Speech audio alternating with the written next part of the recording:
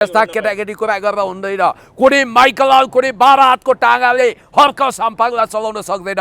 उहाँलाई जनताले चुनेको हुन्। यो संसदमा बालेन शाह जति हेभीवेट छन् त्यति नै हेभीवेट हर्क साम्पाङज्यू हो, रामबहादुर थापा हो। त्यसकारण जनताले चुनेको सांसदलाई यिनीहरूले कारबाही गर्न सक्दैनन्।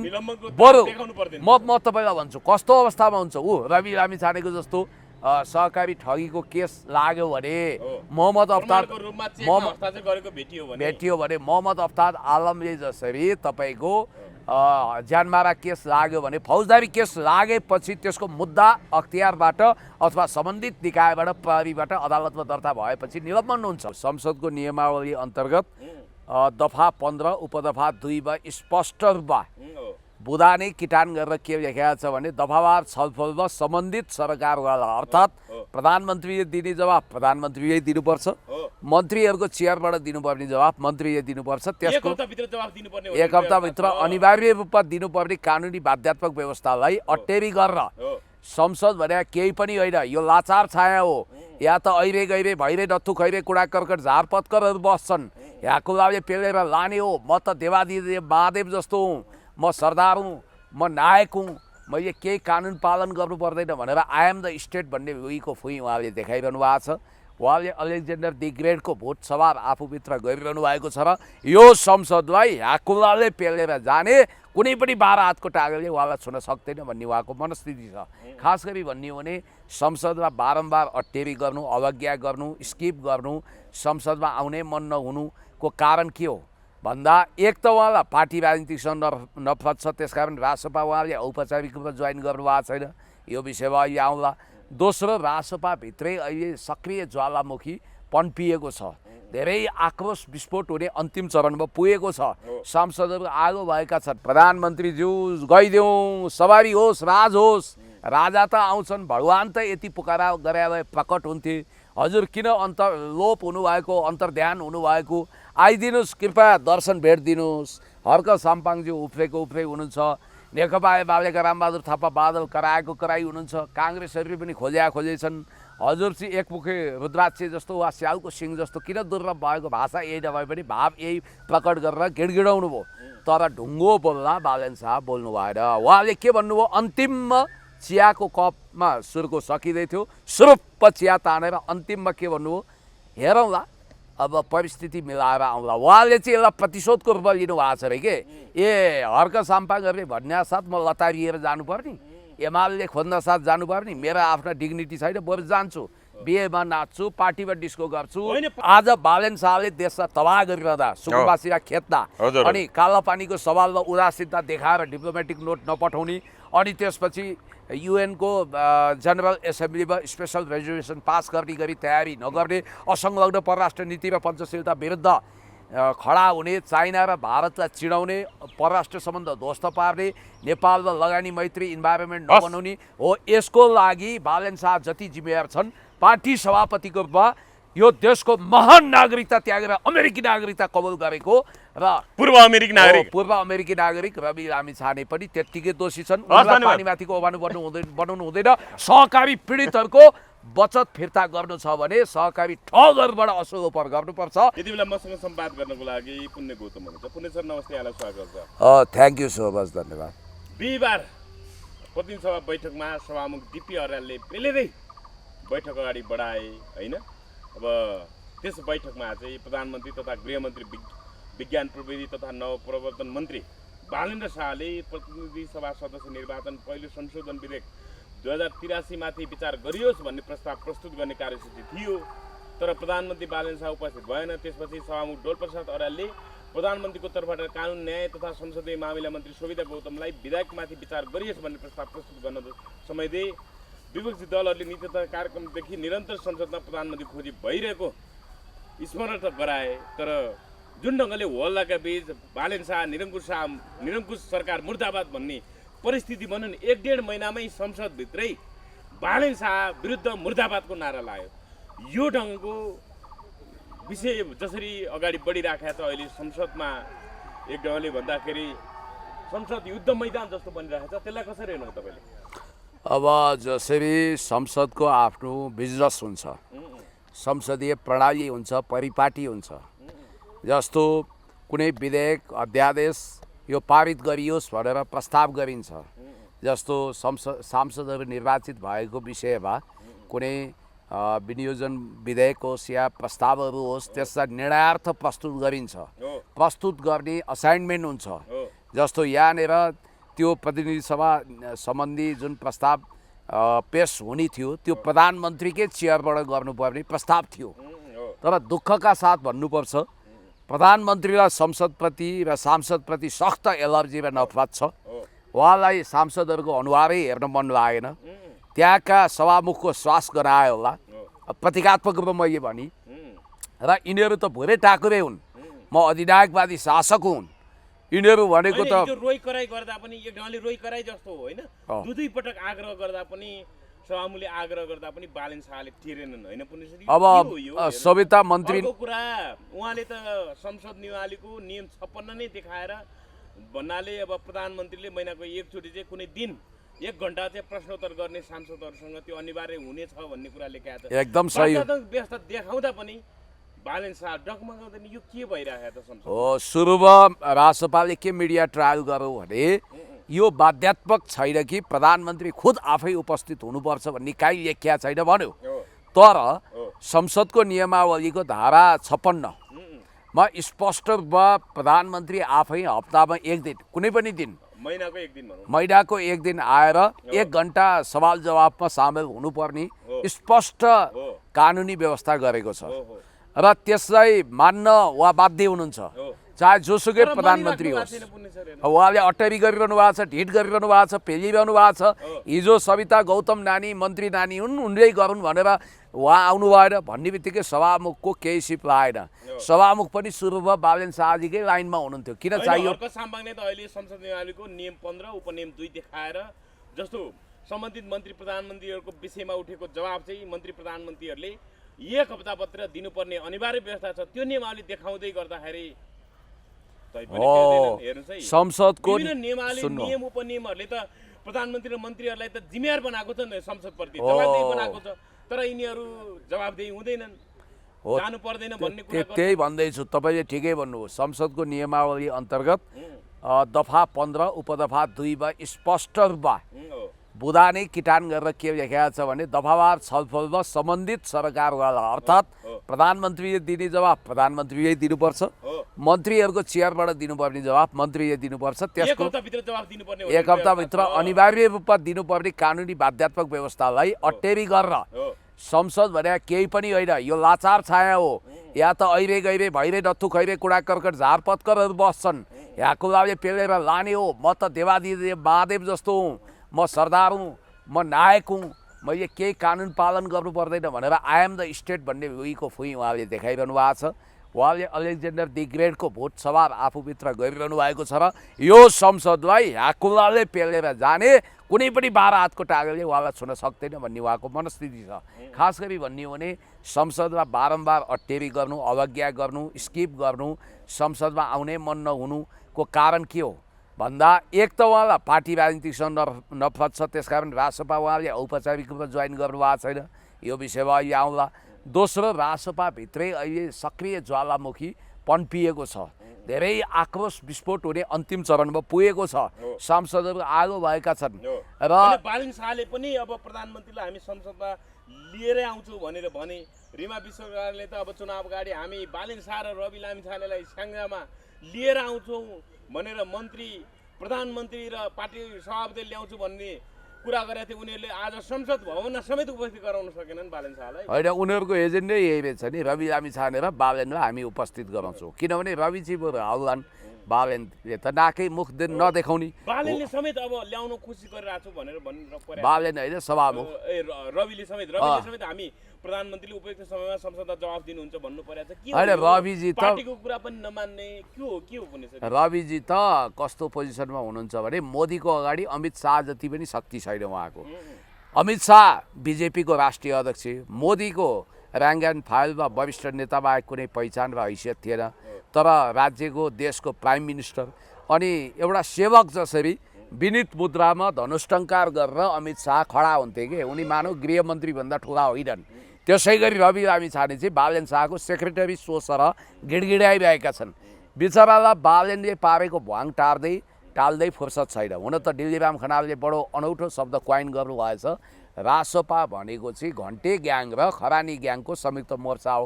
भाषा यही नभए पनि उहाँले त्यही भन्नुभएको छ। उहाँले घन्टे ग्याङ भनेको चाहिँ के रहेछ भने ठगी खाने, सहकारी लगायतका विभिन्न निकायमा ठगी खानेलाई उहाँले त्यो भन्नुभएको रहेछ। अनि त्यसपछि अनि यतातिर सुल्फे चुल्ठे ट्यापे मुन्द्रे आगो जोस्नेहरूलाई चाहिँ खरानी ग्याङ भन्नुभएको रहेछ होइन। आज हेर्नु न, हुन त बेप प्रसङ्गको कुरा हो, जस्तो गुरु त्यस्तै चेला हुन्छ भनेर सामाजिक सञ्जालमा आएन। रवि लामिछानेले एउटा ल्याटिनो केटीलाई अब उहाँले गर्भवती बनाउनु हो, त्यसबाट जन्मिया बच्चा को हो, कहाँ छ, के छ थाहै छैन। अब उहाँको चेलै हो कृष्णकुमार कार्की, उहाँको पनि त्यही नियति देखियो, जस्तो गुरु त्यस्तै चेला भन्ने पनि आइरहेछ। कृष्णकुमार कार्कीले पतिको हैसियतमा नाइजेरियन केटीलाई हस्पिटलमा उपचार गराएको कुरो त जनआस्थाले छताछुता प्रमाणसहित ल्याइदियो। त्यसकारण अब कुरा गरौँ संसदको बिजनेसको। सभामुख गिडगिडाउनु भयो, झन्डै रुनु भएन। सभामुखले ह्याकुलाले पेलेर विधेयकहरू त पास गरिरहनु भएको छ, त्यो गलत हो, किनभने उहाँ सभामुख पद डिजर्भ गर्न योग्य व्यक्ति होइन। आज अखबारहरूमा मैले उठाएको कुरा लेखिया छ नि त, संसदले सुभाष नेम्बाङ र तारा भाट अनि त्यसपछि तपाईँको दमन ढुङ्गानालाई मिस गरिरहेछ भनेर लेखिरहेछन्। सभामुख जस्तो हुनु पऱ्यो नि, बोल्ड पर्सनालिटी हुनु पऱ्यो नि। कृष्णप्रसाद भट्टराई जस्तो सभामुखले विपक्षीहरूको माध्यम हो, भरत शमशेरजी कहाँ हुनुहुन्छ, कम्युनिस्ट पार्टीको नेता शम्भुराम कहाँ हुनुहुन्छ, आवाज उठाउनुहोस्, कमलराज बेग्बी कहाँ हुनुहुन्छ भनेर मौका दिनुहुन्थ्यो। दमन ढुङ्गानाले जननेता एमालेको तर्फबाट सभामुख भएका देवराज घिमिरे भन्दा पनि बढी चाहिँ एकपक्षीय हुन थाल्यो। यो चाहिँ भने निष्पक्ष भएन नि, यो त भन्नाले कसैको पक्षलाई सत्ताकै भजन गाउने जस्तो सभामुख भयो, सभामुख निष्पक्ष भएन भनेर प्रश्न उठेको। कहाँ तपाईँले देवराज घिमिरे सर तुलना गरे? देवराज घिमिरेले बोल्नुभयो के? देवराज घिमिरेज्यू भने त क्वालिटेटिभ मान्छे हो नि, उहाँले धेरै पनपक्कै गर्नुभएको थिएन, धेरै त्यस्तो ज्यादती गर्नुभएको छैन।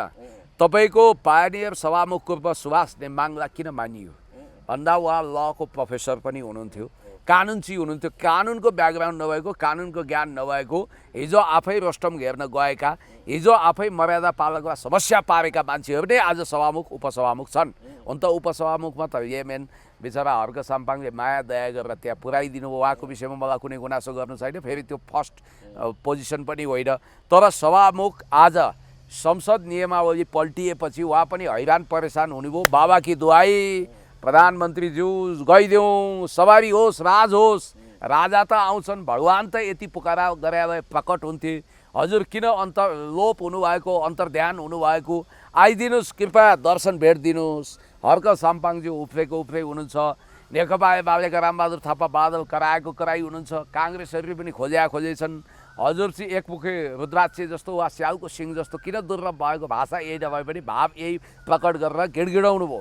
तर ढुङ्गो बोल्दा बालेन शाह बोल्नु भएन। उहाँले के भन्नुभयो, अन्तिममा चियाको कपमा सुर्को सकिँदै थियो, सुरुप्प चिया तानेर अन्तिममा के भन्नुभयो, हेरौँला अब परिस्थिति मिलाएर आउँला। उहाँले चाहिँ यसलाई प्रतिशोधको रूपमा लिनुभएको छ अरे के, हर्क साम्पाङहरूले भन्ने साथ म लतारिएर जानुपर्ने, एमाले खोज्न साथ जानुपर्ने, मेरो आफ्ना डिग्निटी छैन, बरु जान्छु बिहेमा नाच्छु, पार्टीमा डिस्को गर्छु। होइन, पार्टीमा बिहेमा त गइरहेको देखिरहेछ, फोटो भिडियो आइरहेछ। उहाँको त्यही एटिच्युड देखियो। अब श्रीमतीको सारी झर्दाखेरि सपक्क मिलाइदिएको, त्यो त ल अब एउटा असल श्रीमानले गर्ने कर्तव्य निर्वाह गरे, हामीले पनि मिलाइदिया होला, त्यसमा गुनासो गर्नु भएन, त्यो राम्रो गुण भन्छु।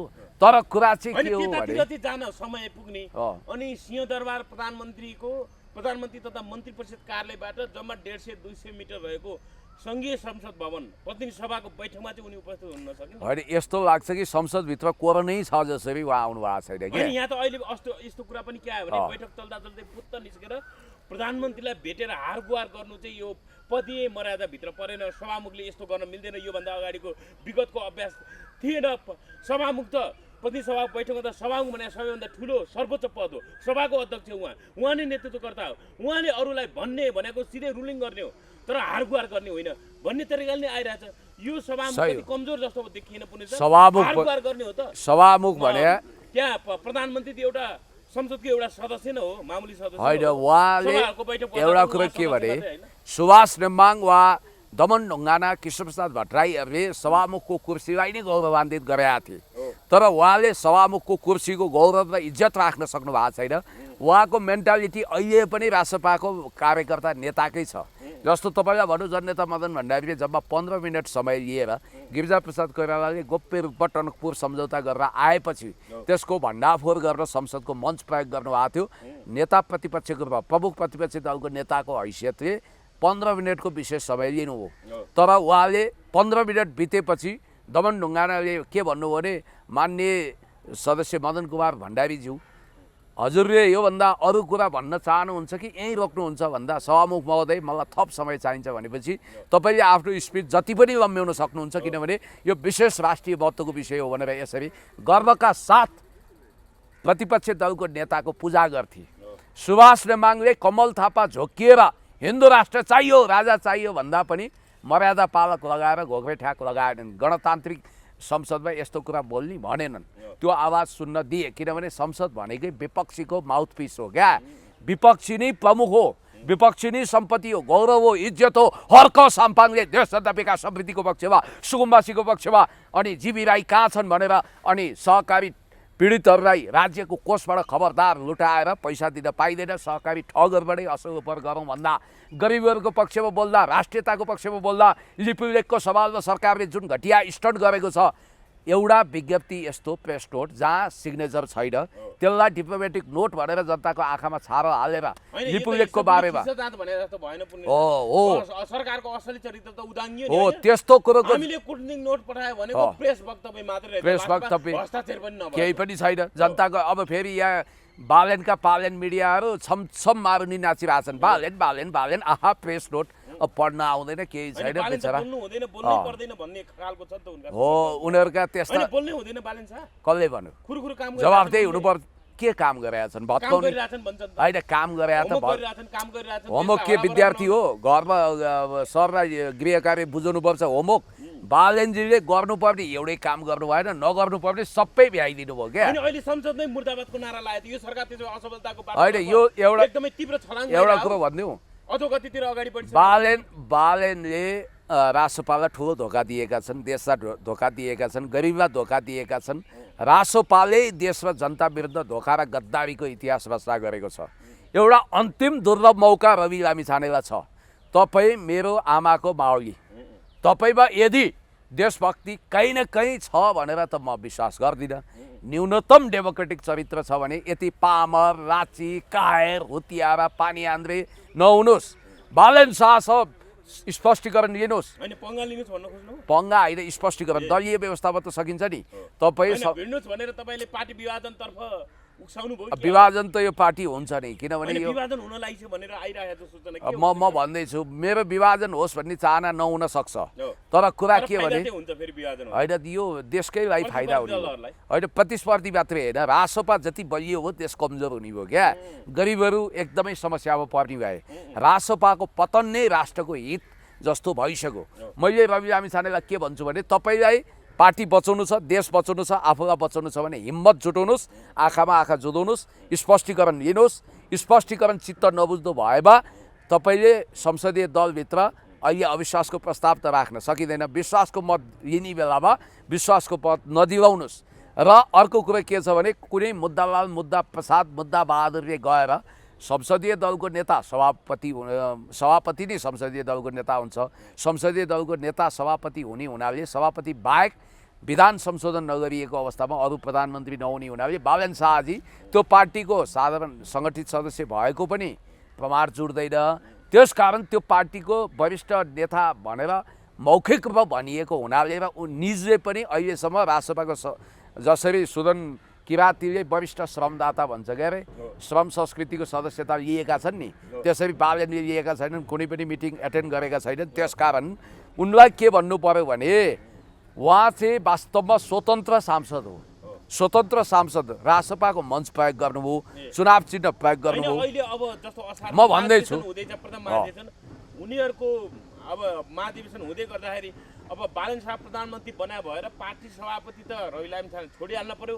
तर अब पार्टी कब्जा गर्ने हिसाबले 2/3 बढी चाहिँ आफ्ना मान्छेहरू पार्नको लागि बालेनले त्यो ढङ्गले अभ्यास गरिरहेको, त्यो ढङ्गले कोसिस गरेको, त्यो ढङ्गले तयारी गरिरहेको भन्ने कुरा आइरहेको छ नि त। हुनसक्छ त्यही भएर बालेन शाह मार्फत त्यो काम भूपदेव शाहलाई महामन्त्री बनाएका छन्। रवि लामिछानेलाई भोलि जेल हालेर उनको टाउकोमाथि मुद्दाका विभिन्न डेमोक्रेटिक स्तरबारहरू छन्। अब अहिले जीवी राईको केस पनि खुल्न सक्छ, फाइल पनि खुल्न सक्छ। त्यसकारण रवि लामिछाने डेन्जर जोनमा हुनाले बोल्न सकेका छैनन्। मेरो विचारमा रवि लामिछानेले बेलैमा बुद्धि पुऱ्याएर बालेनलाई फिर्ता बोलाउन सक्नुपर्छ। अर्को फिर्ता बोलाउनु पर्छ होइन। उहाँले त एउटा कुरो तपाईँलाई म एउटा नजिर दिन्छु। 2048 सालमा पद्मरत्न तुलाधरले सूर्य चिन्ह मात्रै लिएका थिए, तर उनी सांसद भए। 51 सालमा उनी सांसद एमालेको थिएनन्, तर एमालेको सरकारको सदस्य भए, स्वास्थ्य मन्त्री भए। एकनाथ ढकाल एमाले होइनन्, परिवारवादी दलमै थिए, तर एमालेको समानुपातिक सांसद भए। कमल थापा झन्डै सूर्य चिन्हबाट उनी सांसद भएनन्। भनाइको मतलब रासोपाको चुनाव चिन्ह लिएर त उठ्नुभयो उहाँ, तर रासोपा भएको आधिकारिक रेकर्ड छैन। उहाँको चुनाव चिन्ह लौरो रे, त्यो कसैको नाममा दर्ता छ रे, अनि उहाँ स्वतन्त्र हैसियत गरे। यस्तो पनि कुरा सुनियो। या त रासोपा भूपदेवहरू मार्फत कब्जा गरेर त्यसको अध्यक्ष बन्ने उहाँको दाउपेच, या त रासोपाबाट तपाईँको एक्जिट हुने। यो अवस्थामा पार्टी धुजा हुन सक्छ। मैले त्यही भएर असारभित्रै चैत्रमा सरकार बन्ने, असार भनेपछि 4 महिनाभित्रै यो सरकार धुजा फाटफुट हुन सक्ने अवस्था। अब 4 महिनैभित्रै त भन्न सक्दैन, 1 वर्षभित्र हुन्छ। र मैले त्यही भएर हर्क साम्पाङज्यू तपाईँ तयार रहनुहोस् है, दौरा सुरुवालमा आइरन लगाउनुहोस् भनेर भनिरहेको छु। किनभने रासोपा विभाजित भएपछि रवि लामिछानेलाई कानुन त प्रधानमन्त्री सम्हाल्न नमिल्ने, बालेन शाहलाई त्यो पार्टीले हुन रोक्छ। अल्पमतको प्रधानमन्त्री बन्ने पनि त चलन छ नि हैन? होइन, अल्पमतको उहाँ बन्न सक्नुहुन्न, उहाँले विश्वासको मतै लिन सक्नुहुन्न। उहाँको त त्यो ट्रमै सिद्धिन्छ एकचोटि। मनमोहन अधिकारी जसरी 51 सालमा बन्नुभयो, अस्ति प्रचण्ड जसरी केपी शर्मा ओलीज्यूको 2/3 सरकार विदा गरेर शेरबहादुर बन्नुभयो, अथवा बिचमा पटक पटक तेस्रो दलको नेता प्रचण्ड बन्नुभयो। त्यसै गरी हो काङ्ग्रेस एमाले पनि एकचोटि हेरौँ न त देशभक्तलाई, भूमिपुत्र किराँत वंशको एउटा कुलदीपक, एउटा देशभक्त जाजुल्यमान व्यक्ति हर्क साम्पाङज्यूलाई हेरौँ भनेर एक मौका सबैले दिनेछन्। र रासोपा प्रधानमन्त्री भएको भए अहिले रोइरहनु पर्ने थिएन, पक्कै एकदम 100%। त्यसकारण देशभक्त व्यक्तित्व, विकासवादी व्यक्तित्व तोड्ने होइन जोड्ने मान्यता लिने हर्क साम्पाङज्यू अब तपाईँ तयार रहनु होला। जुनसुकै कठिनाइको सामना गरेर पनि तपाईँ तयार रहनु होला। आज यिनीहरूले हर्क साम्पाङलाई निलम्बन गर्छौँ भन्ने लुते तर्क गरिरहेका छन्। त्यो ढङ्गको आइरहेको छ त, कारबाहीसम्म हुन सक्छ, सांसद पदै जान सक्छ हर्क साम्पाङ भन्ने। कसरी जान्छ? यिनीहरूले बनाए सांसद हो। सार्वभौम जनताले चुनेको प्रतिनिधिको रूपमा केही दिन मात्रै त हो। त्यो भनेको चाहिँ के भने विद्यार्थीलाई 3 दिन यसो घर बिदामा पठाए जस्तो आउन पाइँदैन भने जस्तो त्यस्ता केटाकेटी कुरा गरेर हुँदैन। कुनै माइकलाल कुनै 12 हातको टाँगाले हर्क साम्पाङलाई चलाउन सक्दैन।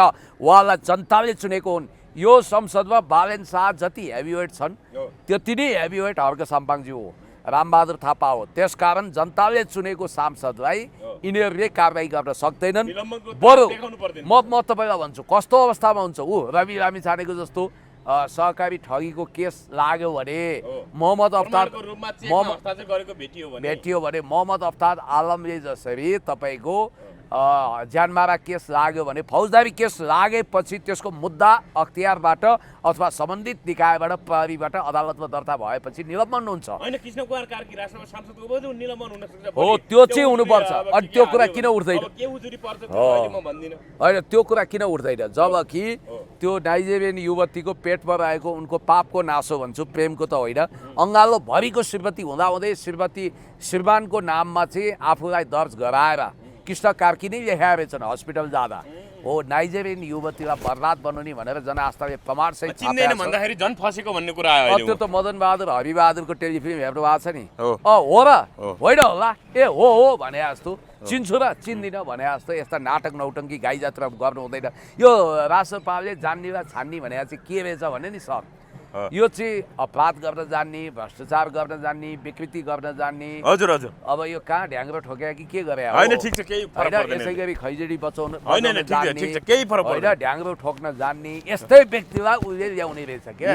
त्यस कारणले गर्दाखेरि म फेरि पनि तपाईँलाई के भन्न चाहन्छु भने देश र जनताको बृहत्तर हित तपाईँ यदि चाहनुहुन्छ भने तपाईँले बालेन शाहबाट पिण्ड छुटाउनुपर्छ र देशको लागि पनि यो हितकर हुन्छ।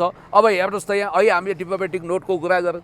बिहान मेरो परराष्ट्र मन्त्रालयको एकजना रिटायर सचिवसँग कुरा हो, उहाँले के भन्नुभयो भने मलाई केही प्रमाण पनि दिँदै हुनुहुन्छ, यो सरकारको पालामा अमरेशले पनि स्वीकारेका छन् परराष्ट्र सम्बन्ध इतिहासकै सम्बन्ध गए गुज्रिएको छ भन्नु होइन। यो सरकारले त न चीनसँग राम्रो सम्बन्ध राख्न सक्यो, न भारतसँग, न अमेरिकासँग, सबैको परम शत्रु भएर अगाडि बढेको जस्तो देखिन्छ भन्ने कुरा आयो। अमेरिकाको चाहिँ नभनौँ डिप स्टेटकै हिस्सा हुने यिनीहरू होइन, डिप स्टेटको सुरुमा छिरिसकेका छ।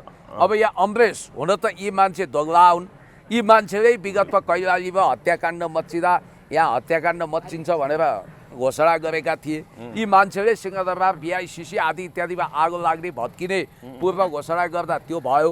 अनि बिचमा बालन शाह प्रधानमन्त्री भएनन् भने आत्महत्या गर्छु भन्थे। विकास ठाकुरले करिब करिब तपाईँको 20-25 करोडको उनको सम्पत्ति विवरण पेश गर्दा त्यसलाई ढाकछोप गर्न संसदमा गएर नाङ्गिएका थिए। यी पनि दोग्ला हुन्, लाइपाते हुन्, तर मन्त्री बन्न नपाएको झोक नै सही। उनले केही सही कुरा बोलेछन् है। यहाँ मसँग अमरेश बाणी छ, अमरेशले अहिले ताजा अन्तर्वार्ता दिएका छन्। यसमा पहिलो छ हामी पुलिस स्टेट बन्नु हुँदैन भनेका छन्। यो पुलिस स्टेट जस्तो भयो। पुलिस स्टेटको मतलब चाहिँ प्रेस स्वतन्त्रता कुण्ठित, मानवाधिकार कुण्ठित र कानुनी राज्यमाथि सैनिक तन्त्र हावी भएको अवस्थामा पुलिस स्टेट भन्छ। जस्तो एडल्फ हिटलरको पुलिस स्टेट थियो, माओवादीले YCL जस्तो एउटा वितण्डा मच्चाएर बिचमा पुलिस स्टेट जस्तो बनायो 64 तिर। होइन, अहिले राष्ट्रपति सांसद इन्दिरा राणा मगर जो पूर्व उपसभामुख पनि हुनुहुन्छ, उहाँले पनि भन्नुभयो चाहिँ यो अब के हो, यो राष्ट्रपालले यो सुकुम्बासीको व्यवस्थाबारे आधिकारिक ध्यान राख्नु पर्यो। के हो अब स्थानीय तहमा त्यत्रो डोजर आतङ्क चलिरहेछ, सर्वोच्चको आदेश बन्द गर भन्दा पनि यो भइरहेछन्, के भइरहेछ भनेर उहाँले समेत स्पष्ट भन्नाले पार्टीको आधिकारिक धारणा माग गर्नुभएको छ। होइन, राज्यमा अदालत छ, व्यवस्थापिका संसद छ, कार्यपालिका छ, तर कार्यपालिका अर्थात् एक्जिक्युटिभको असाइनमेन्ट भनेको मन्त्री परिषदको काम कर्तव्य अधिकार के हो त्यो तोकिएको छ। उनले न्यायालयको क्षेत्राधिकारभित्र प्रवेश गर्न पाउँदैन, संसदको क्षेत्राधिकार उल्लङ्घन गर्न पाउँदैन। तर मोन्टेस्क्यूले प्रतिपादन गरेको सेपरेसन अफ पावर, शक्ति पृथकीकरणको सिद्धान्त विपरीत बालेनका डोजरहरू अदालतको आदेश विरुद्ध पनि हो। इन्द्र च्याम्लिङ राईको देख्नु भएन, उच्च अदालत पाटनले यो निषेधाज्ञा जारी गर, उनले डोजर हानेको हानेछन्। एउटा समाजसेवी गरिबको सेवा गर्ने उनलाई सबै छोडेन। होइन, यो सरकारले कहाँ अब हेर्नुहोस् है पुण्य सर, अदालतमा पनि असन्तुष्टि। अहिले फेरि अब यो सङ्घीय संसद भवन राष्ट्रिय सभा र प्रतिनिधि सभाको लागि बनिरहेको छ। अहिले पनि अस्थायी रूपमा त्यो होइन अहिले बैठक सञ्चालन भइरहेको छ। अब त्यो निर्माणाधीन त्यो कार्य पुरा नभएसम्म अहिले जतासुकै त्यहाँ निलो पेन्टिङ गर्यो, निलो कलरिङ गर्यो भन्ने कुरा राखेको छ। यो सरकारले जतासुकै आफ्नो प्रभाव पार्न खोजेको के हो, पार्टीले प्रभाव पार्न खोजेको के हो, यो जतासुकै कलर निलै गर्नुपर्ने के हो जहाँ पनि? कहाँ तपाईँको मन्दिरमा गएर त्यो घन्टी भएको ठाउँमा रासोपा लेखेका छन्, त्यतिसम्म ज्यादती गरेका छन्। उन त यिनीहरूको चुनाव चिन्ह घन्टी भनेको चर्चको घन्टी देखिन्छ, मन्दिरको घन्टी होइन। तर यिनीहरू जहाँ पनि घन्टी बजाउने, जहाँ पनि निलो पोत्ने, खाली ठाउँ देख्नै नहुने, पिसाब फेर्ने भने जस्तो होइन। संसद भवन निलो पोत्नुपर्छ, अब त्यही गरे त यिनीहरूले चारैतिर गरिरहेछन्। होइन, किन हो न्यायालयमा पोत्लान् होइन, न्यायालयमा पनि असन्तुष्टि त भयो नि। कायम मुकायम प्रधान न्यायाधीशले अब भन्नाले आदेश दिँदा पनि अब रिटे दर्ता भएन, दरपिट गरे जस्तो हो। अब यहाँ अर्को अमरेशले भने एउटा पुलिस स्टेट हुनु हुँदैन भने, अर्को पाकिस्तानमा कहिले पनि डेमोक्रेसी स्टेबलाइज भएको छैन भनेका छन्। भनेको मतलब नेपालमा पनि डेमोक्रेसी स्टेबलाइज भएन र अस्थिर भयो। र पाकिस्तानमा त जनरल जियाउल हकदेखि जनरल परवेज मुशर्रफसम्मले सत्ता कुनै गरे। अहिले नेपालमा पनि अघोषित सैनिक शासन छ भन्न खोजे होला। नेपालको इतिहासमा 2/3 कुनै सरकार सफल भएको छैन, मात लागिहाल्छ। अमरेशले यो कुरा गलत मान्छेको मुखबाट सही कुरा निकाले है, किनभने बिपी कोइरालाको 2/3 सरकार भलै त्यसले केही काम गर्न खोजेको थियो। 17 सालको कुमा परेर 2 वर्षभित्रै चिलिमचाट भयो। केपी शर्मा ओलीज्यूले प्रचण्डले को पाइलट बनेर पहल गरेर नेकपा बनाउनु भयो, झन्डै 2/3 मत थियो। पछि त्यो 2/3 सरकार 3 वर्ष लगभग टिक्यो, त्यसपछि भत्क्यो, 5 वर्षसम्म गएन, अहिलेसम्म नजिरै छैन। त्यसकारण संविधानको परिधिमा सबै बस्नुपर्छ भनेका छन्। Above the constitution I am the state भन्ने टाइपको अलेक्जेन्डर दि ग्रेट पल्टिनु भएन। लुइको फुइँ लगाउनु भएन भन्ने यिनको कुरा पनि ठिकै छ। संविधानमा मान्नुपर्छ, अन्डर कन्स्टिट्युसन बस्नुपर्छ। म बालेनको प्रवक्ता होइन भनेछन्। अनि भुत्र खान हिजो बालेन प्रधानमन्त्री हुन्छ भनेर अनि नभएमा आत्महत्या गर्छु भने यी पनि दोगला हुन्। अहिले चाहिँ प्रवक्ता होइन भन्ने, मन्त्री हुन नपाएपछि अब भोलि फेरि प्रवक्ता बन्ने होला। ल ठिक छ, प्रवक्ता हुनु भएन छ, धन्यवाद। अब अर्को भारत र चीनसँगको सम्बन्ध केपी ओलीको सरकारभन्दा बढी खलबलिएको छ। यो त प्रष्टै छ, किनभने असंलग्न परराष्ट्र नीति पञ्चशीलता विरुद्ध यिनीहरूले हातमा टिओबीको तिब्बत ओरिजिन्स ब्लडको ट्याटु खोपेका मान्छेहरूको या तपाईँको गृहमन्त्री बनाएका छन्, जुन गृहमन्त्री आफै विभिन्न रिसोर्टहरूमा केटीसहित गएर बदनाम भएर आएका छन्, जसको सिसिटिभी फुटेज उनले लिएका छन्। साथ सुशीला कार्कीको मानसपुत्र हुनाले फेरि अन्तर्राष्ट्रिय दबाब पनि पर्यो होला, फेरि उसलाई गृहमन्त्री बनाउन चाहँदैनन्। त्यसकारण यो भएको होला। म यो विश्वास गर्छु कि अब भारत र चीनसँगको सम्बन्ध अत्यन्तै खलबलिया छ। चीनले झापाको कमल गाउँ विकास समितिमा 2200 बिघा जमिन खरिद गरिसकेका छ। करिब करिब 550 उद्योग स्थापना गर्ने र लाखौँलाई रोजगारी दिने त्यो चीनको प्रोजेक्ट असफल छ। दैलेखको दुल्लु भयो, पेट्रोल खानी उत्खनन गरेर चीनले त्यत्रो काम गरेको थियो, अहिले सारा रोकावट छ। रुसले 20 अर्ब बराबरको अनुदान दिएर क्यान्सर हस्पिटल, रेलमार्ग अनि विद्यार्थीलाई छात्रवृत्ति सुविधा सम्पन्न अरू भौतिक पूर्वाधार बनाउन खोजेको थियो, त्यो लिन सक्दैन। परराष्ट्र मन्त्रालयमा फाइल अड्काएको छ डिप स्टेटको इसारामा। अनि अर्को के भन्छ अमरेश भने तथाकथित सरकारलाई भन्छु बोर्डरको पीडा के हो। अहिले बोर्डरको पीडा देख्नुभयो नि तपाईँले। हिजो अस्तिसम्म त तपाईँलाई बोर्डरको पीडा भिजा थिएन। 100 भन्दा बढीको सामान उता भारतबाट ल्याउँदाखेरि भन्सार कर लगाउने यो अन्यायपूर्ण अवस्था सरकारले ल्याइदियो। अब चुपचाप घन्टी छापवाला नै मार्कामा परे होइन। आज सभामुख डिपी अर्यालले फेरि पूर्व सांसद मञ्च को कार्यक्रममा चाहिँ के बोलेछन् भने न्यायपालिका, कार्यपालिका र व्यवस्थापिका बीच गति नमिलेसम्म देश विकास हुँदैन भनेर भन्नुभएछ। भन्नाले अब उहाँ आफैले सभामुख भएर व्यवस्थापिकाको राम्रोसँग गति सम्हालिराख्न सक्नु भएको छैन। अब यो के कार्यपालिकालाई अथवा भनौँ न सरकारलाई अलिकति संसदप्रति जिम्मेवार बनाउन नसके भए यही पीडा पोख्या उहाँले साङ्केतिक। यही कुरा हामीले भन्दा गाली खान्छौँ, उनीहरूले भन्दा ताली खान्छ। मैले बारम्बार के भनेको छु भने अब अहिले रासोपाले एउटा संयन्त्र बनाउँछ होइन, मर्यादितकै विषय, अभद्र व्यवहारकै विषयमा नि भन्नाले अब अदालतले फैसला गरेको आदेश दिएको विषयमा सार्वजनिक संसदमा छलफल गर्न पाइँदैन भनेर नेपालको संविधानको धारा 105 मा भन्ने। तर त्यही कुरा चाहिँ राजसभाका भाइरल सांसद एकेमणि नौपाने र अनि समीक्षा बास्कोटाले बोल्दा चाहिँ त्यो अमर्यादित अदालतको विषयमा च्यालेन्ज गर्न पाइँदैन। नेपालको त्यो एकेमणि नौपाने त्यसरी बोल्न मिल्छ? एकेमणि स्वयं कालो कोटधारी हुनुहुन्छ, उहाँले किन बोल्नुभयो? आफै अधिवक्ता भएर आफै गलत संसदमा कुरा राख्ने। प्रधान न्यायाधीशको पक्षमा हामी छौँ, हामीलाई केही बाल भाका हुँदैन। तर कन्टेम्प अफ कोर्ट भयो भने उहाँ चाहिँ निलम्बनमा पर्न सक्नुहुन्छ। उहाँहरूको एकेमणिको सांसद पद निलम्बन हुन सक्छ, उहाँहरूको हुनसक्छ। उहाँहरूको यो व्यक्तित्व किन मैले जसले अदालतको अवज्ञा मानहानि गरेको छ त्यो मान्छेको पद निलम्बनमा जान सक्छ। अहिले त केपी उनीहरूले कानुनी राज्य नै मानेनन् नि। उनीहरू त याकुलाले पेलेर मुडभेडको मनस्थितिमा छन्। बालन शाह त मुडभेडको तयारीमा छन्। मर्यादा पालक लगाएर भने पनि ठेगान लगाउँछौँ। हामीले चाहेको हरेक अध्यादेश पास हुन्छ, विधेयकहरू पास हुन्छन्। हामीले दफावार छलफल गरेका हरेक विनियोजन विधेयक लगायतका सबै चिज पास हुनुपर्छ। हामी बाहेक केही पनि होइन, हामी नि देवादिदेव महादेव भन्ने घमण्ड छ। भनिन्छ नि गरिबको आँसु र रगत पसिना र श्रापले गर्दा बालन शाह र यो सरकारको मन्त्रीहरूको बुद्धि यति भ्रष्ट भइसकेका छ कि यिनीहरूले एकपछि अर्को उटपट्याङ गल्ती काम गर्दै गएका छन्।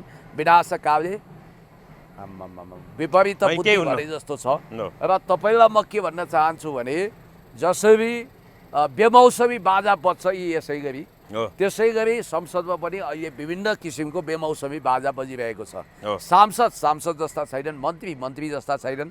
यति क्वालिटी लेस हरामखोरहरू अहिले तपाईँको राज्य संयन्त्रमा हावी भएका छन्। सबै लुटा चुसा, सबै राज्यको अतिशय दोहन गर्ने पात्रहरू नि अहिले किर्ना जस्तो भोको उडुस जस्तो हावी भइरहेको अवस्था छ। खबरदार। नेकपा एमालेका अध्यक्ष पूर्व प्रधानमन्त्री केपी शर्मा ओली, पूर्व राष्ट्रपति रामवरण यादव र पूर्व प्रधानमन्त्री झलनाथ खनाल चाहिँ जनस्वास्थ्य ऐन विपरीत गैरकानुनी ढङ्गबाट राज्य कोषबाट विदेशमा उपचार गराबाद निकास गरेको रु 4 करोड खर्च एमाले गत जेठ 1 गते 2083 भन्नाले अस्तिको जेठ 1 गते चाहिँ राष्ट्र ब्याङ्कको राजस्व खातामा फिर्ता गर्यो भन्ने कुरा आयो। भने चाहिँ के हो यो भन्नाले गैर कानुनी रूपमा खर्च गरेको बालन सरकारले राज्य कोषमा फिर्ता ल्याउनु त राम्रो काम हुने होइन पुनः यसलाई चाहिँ कसरी हेर्नु? यस्ता दुई चारवटा पपुलिस्ट काम उसले गर्छ तर आधारभूत रूपमा देशको आधारशिला कमजोर बनायो नि त, राज्यका जरा खलबलायो नि त, राज्यमा डेमोक्रेसीलाई डिरेल गर्यो नि त, अनि राज्यमा सुकुम्बासी गरिबहरूलाई उठीवास लगायो नि त। यस्ता दुई चारवटा फन्डाका कामहरू गरेर अन्डा कोरालेर अलिअलि केही नगरे त फेरि घेरा हालिहाल्छन्। त्यो गरेको यो राम्रो काम चाहिँ गरिरहेछ अलिअलि चाहिँ। यो देखाउन त हेर्नु, हरेक घडीले दुईचोटि सही समय दिन्छ। एकचोटि जस्तो 12 बजेमा टाइम अडिएको छ भने दिनको 12 बजे पनि सही टाइम दिन्छ, रातिको 12 बजे पनि सही टाइम दिन्छ। बिग्रिएको घडीले त 24 घण्टामा दुईचोटि सही टाइम दिन्छ भने बिग्रिएको सरकारले पनि कहिलेकाहीँ केही काम गरिहाल्छ।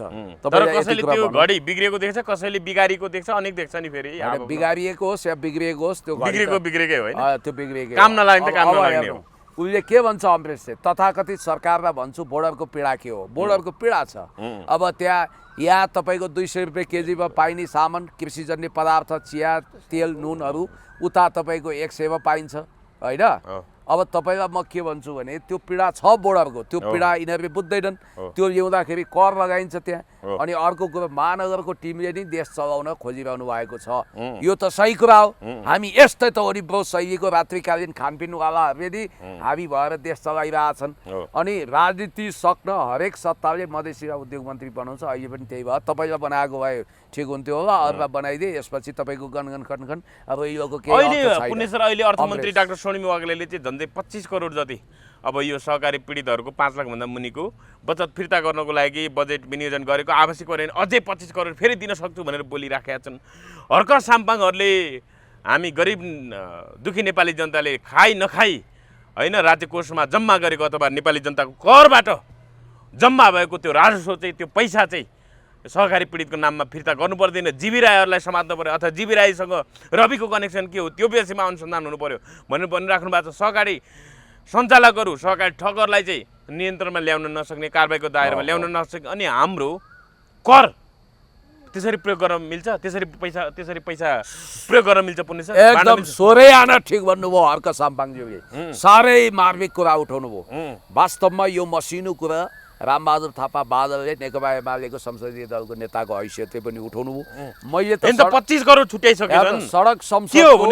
सडक संसदको एउटा प्रवक्ताको हिसाबले मैले यो कुरा बोलेछु। यो पनि एउटा संसदै हो, किनभने हाम्रो भोइस पनि जनताको बिचमा जान्छ। तपाईँलाई यति कुरो भन्छु कि यहाँ सवाल 25 करोडको होइन, सवाल 1 खर्ब 35 करोडको हो।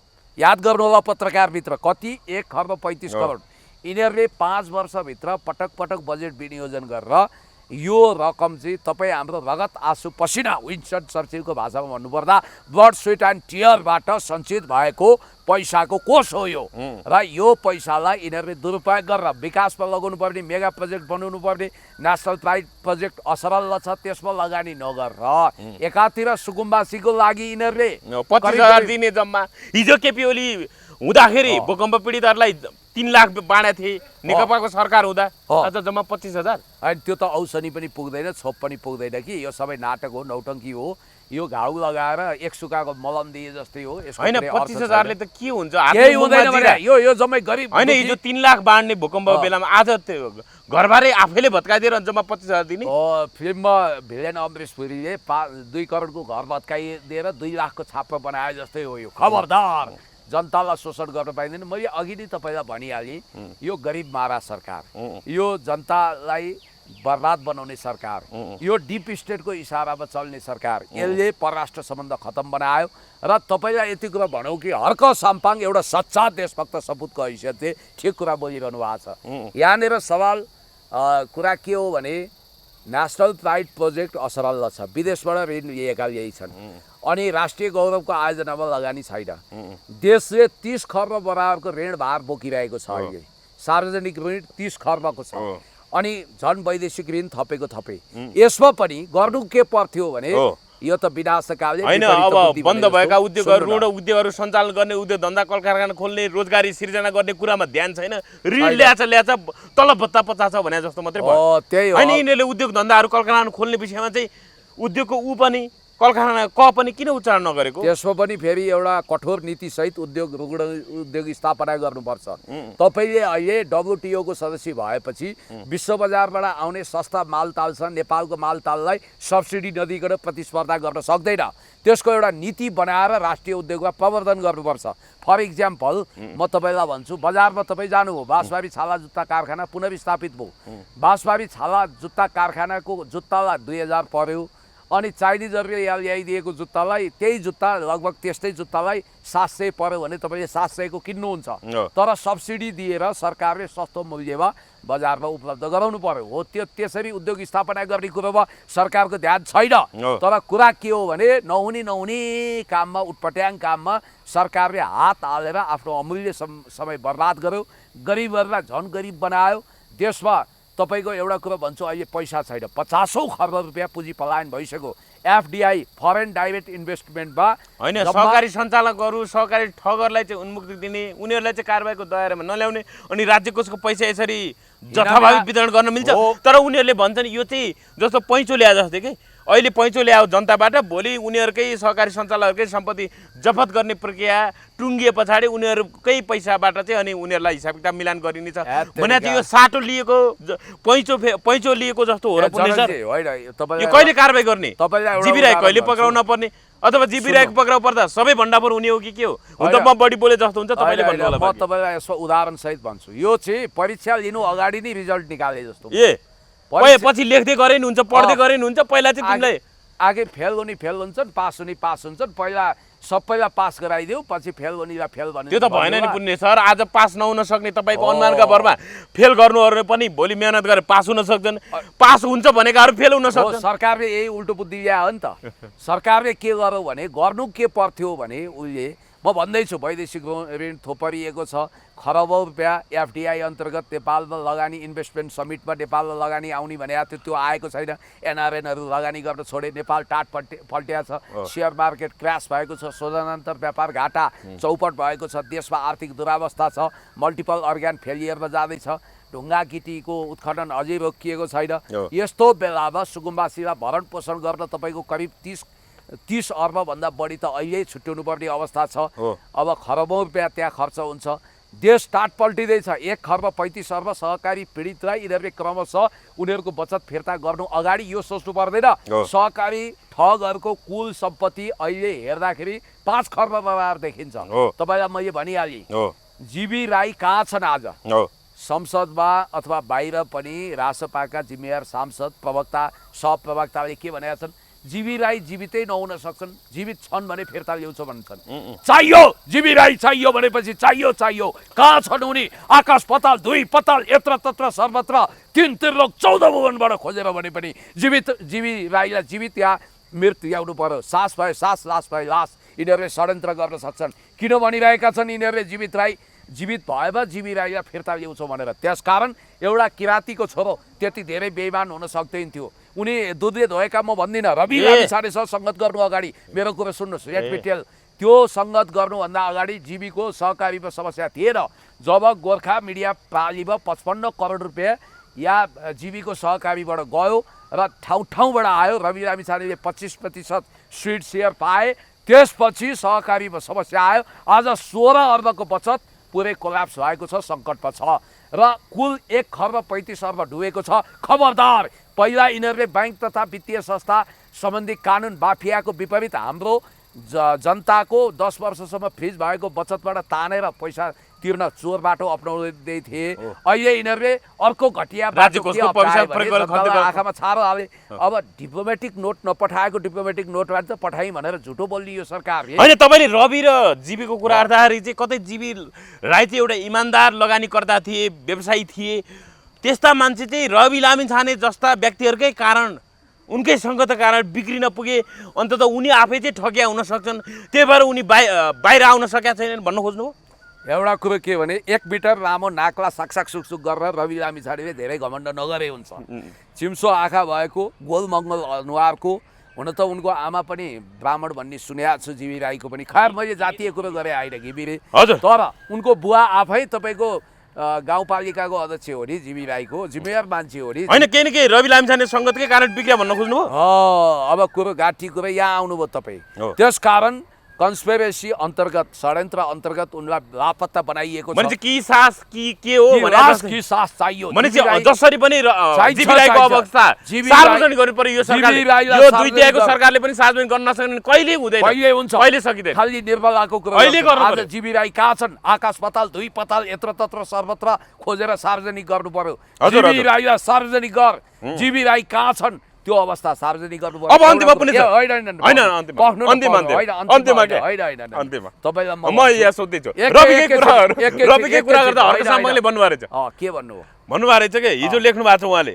रविजीको धेरै माया लाग्छ रविजीको माया लाग्छ धेरै लोकतान्त्रिक हुनुहुन्छ कारण छ यो भन्नुको भनेर भन्नुभएको छ हिजो स्ट्याटसमा भन्नाले अब अहिले अब संसदमा बालेन शाह नआइराख्दाखेरि जवाब नरिख्दाखेरि रवि लामिछाने बरु जवाब थिए भनेर भन्न खोज्नु अब रविजीको माया लाग्छ भनेर के छ उहाँहरूको सहकार्य हुन खोजे हो अब यस्तो बालेनलाई बाइपास गरेर बालेनलाई छुट्याएर रवि र हर्क मिल्दैछन् पुण्य सर यो कवि हृदयको भावुक नेताको नयाँ कविता आएछ यसलाई यसरी बुझेँ मैले वास्तवमा उहाँ पनि चलाख हुनुहुन्छ उहाँले अहिले त्यो कन्ट्राडिक्सनमा खेलेको हुनसक्छ नेता यस्तै हुनुपर्छ गलत पार्टीभित्रको कन्ट्राडिक्सनमा खेल्न सिपालु हुनुपर्छ पहिला प्रचण्ड पनि यस्तोमा सिपालु थिए हो होइन विरोधीहरूको पार्टीभित्रको गुटमा खेल्न सिपालु भयो भने मात्रै त्यो पार्टी कमजोर हुन्छ यहाँ बालेनलाई टुच्चा हान्नको लागि रवि भन्ने अस्त्र प्रयोग गर्न उहाँले भने हो। हो तर कुरा चाहिँ के हो भने म तपाईँलाई बताइदिन्छु रवि आज बालेन शाहले देशलाई तबाह गरिरहँदा सुकुम्बासीलाई खेद्दा हजुर। अनि कालापानीको सवालमा उदासीनता देखाएर डिप्लोमेटिक नोट नपठाउने